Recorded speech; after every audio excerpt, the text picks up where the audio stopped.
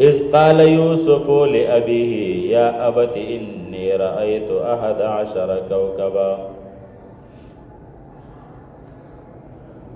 جواهر القرآن والا واقعہ چې کوم بیان کړی دا نو دا په 15 ډیکس کې بیان کړی، 15 کړو کې. نو د دې ځنا اولنۍ کړی شروع کیږي د لقد کان فی یوسف و اخوته آیات للسائلین پوری. دا اولنۍ ډیکس دی، اولنۍ کړی دا. د دې کړی خلاصه دا ده چې د یعقوب علیہ السلام چې کوم زوی یوسف علیہ السلام نو دا یو خو د رنگ روغنم ښکلیو او بل د کمالاتو نه ډکو. یعقوب علیہ السلام به ورسره مینم ډیره کوله. نو یو کمال یې دا و چې د یو خوب لیدلی و پلار ته بیان کړو. هوښیارو اول یې خوب چاته بیان کو؟ خپل پلار.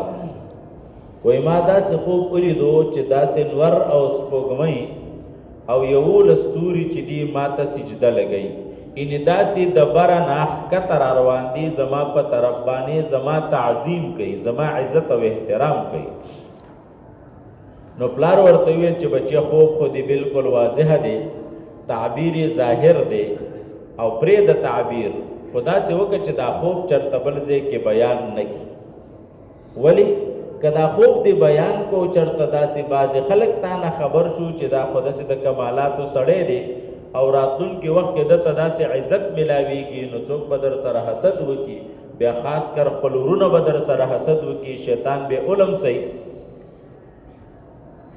او الله رب العزت د دې خوب تعبیر به ظاهروي، تا ته به نبوت درکوي، تا ته به بادشاهي درکوي، خلافت به درکوي، او د ابراهیم علیه السلام په اولاد باندې چې د الله کوم انعامات دي هغه به څه کېږي لکه پوره کېږي.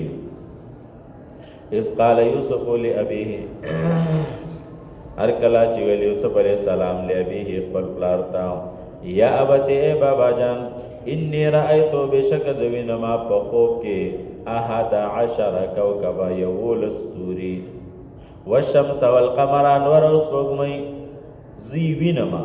نو قال له ابوه، د پلار ورته ویل بی ای کیفیت رأیتهم، تا څنګه ولیدل؟ نو دو ویل رأیتهم ما اولیدو دی لرا لی ساجدینا چې ما ته سجده کوونکي و د باره نه ښکته راتلونکي و زما د تعظیم دپاره. قال پلار ورته وی یا بنی ای بچیا لا تقصص رؤیاکا تم بیانو دی خو خپل لرا علی اخوتکا پورن ستا باندې ان قصصتها فیکیدو لک کیدانو دی بتا ته یو تدبیر جوړ کی. ان شیطان للانسانی بشک شیطان د انسان دپاره عدو مبین. وکذالک همدارنګې یجتبیک ربک ورکی بتا لره ربستا لامور النظام ويعلمك تعلیم درکې تا ته من تعویل الاحادیث، تعبیر د خوبونو یو معنا، تعبیر الرؤیا، تعویل الاحادیث معنا حکمت د خبرو پخوانو، حقیقت د خبرو مخکینو.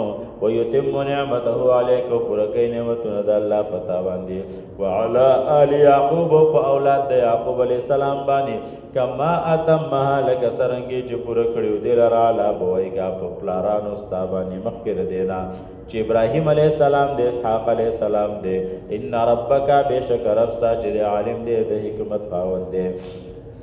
لقد کان فی یوسف بشکشت دی په واقعه د یوسف علیہ السلام کې و اخوته او پورونو دده کې آیات دلائل د قدرت د الله رب العزت، نخي او فواید للسائلین د سوال کوونکو د پاره.